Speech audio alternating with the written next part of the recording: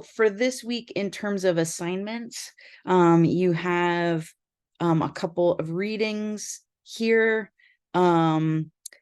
There are, and they all kind of line up with either the lecture for the week or the kind of design work that you're going to be doing.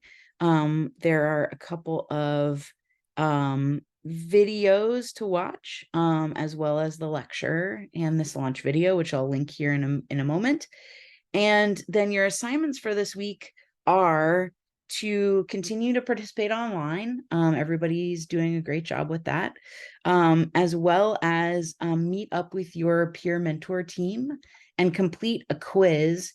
The quiz is really not graded based on content. It's just a way for us to track that you have in fact met with your group. And then the design frameworks for the week. So I'm going to jump over to that. So hopefully you have completed week 2, which was kind of all about setting context. And week 3, you're going to engage a relevant stakeholder to learn more about the problem that you're working on. A couple of tips about Mural. One, when you click on these frameworks, you may see this little lock sign. That's correct. So I've kind of laid out the board for you and I've locked it down. And the way to use this is to bring things in on top. So if you go over to this menu on the left, you click on that, you can bring out Post-it notes. And if I zoom in, you can bring in Post-it notes, you can change the size, you can type things in here. You can also bring in text that you can write right on top. And that way you'll be able to kind of keep track of what you're doing. Maybe you're going to talk with Jim or Maria. So you can track what you're doing and kind of respond to the frameworks by kind of laying things on top of them. And you can also lay on top of them, different icons or maybe images. You can search for images. So like I can search for myself, see what comes up. Here I am. Or actually, this is a picture of students in a space that I worked on. And there's another student actually. Oh, there I am. Here I am. So you can bring in pictures from the internet. You can also upload pictures that you've taken. So if the person you're interviewing has agreed and you've taken their picture, you could put their picture here as well to help remind you of who you spoke with. So you add all those things on top of the framework. And I've gotten some questions about that. So just wanted to clarify that piece. And then you can also go ahead and select and delete. And because the framework is locked down, it won't get deleted. The other thing you can do with this is if you double click, it will open a PDF that you can download or print, if that would be useful to you. The other thing to note is that I've included some resources. So this is a resource from the design firm IDEO.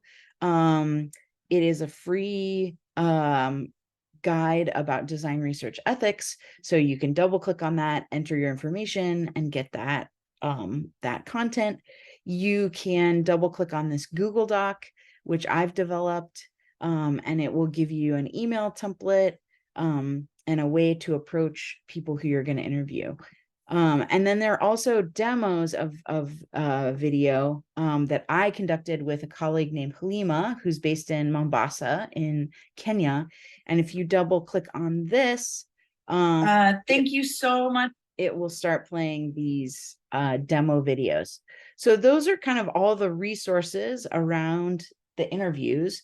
As I go into much more detail in the lecture about how to conduct the interviews, I just want to remind everyone again that we want you to only interview someone that you either know personally or who has kind of a forward-facing role, who's accustomed to speaking to people about the issue at hand, or someone that you're personally introduced to. But we want to stay kind of within your network for your first interview, and just ensure that you have that kind of trust already as you're getting used to this practice of interviewing, so that you have some space to try things out. And if they don't go as planned, you have, again, that relational trust.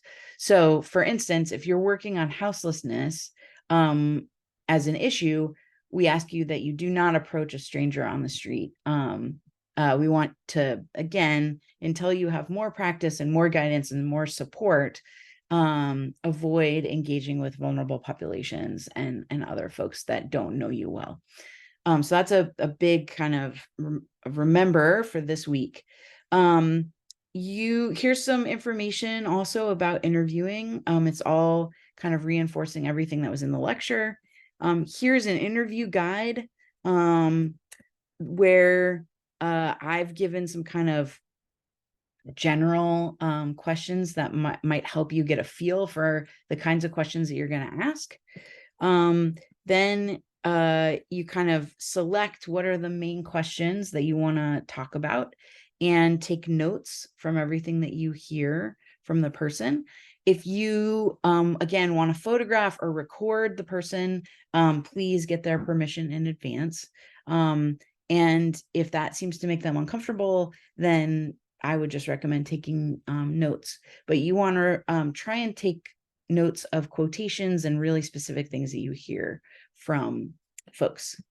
And then you're going to do some synthesis of what you heard into a point of view statement, which again, I talk about a lot in the lecture, but it's a way to kind of narrow in on an important thing that you heard, a piece of evidence, and then make an inference about why that's important to the problem that you're working on. And this, you end up with kind of a problem statement that will help to guide the rest of your design work. And that is it. There's some criteria for a great point of view statement here. And by the end of week 3, hopefully you've accomplished the interview and done a little bit of synthesis, and then we'll jump into week 4.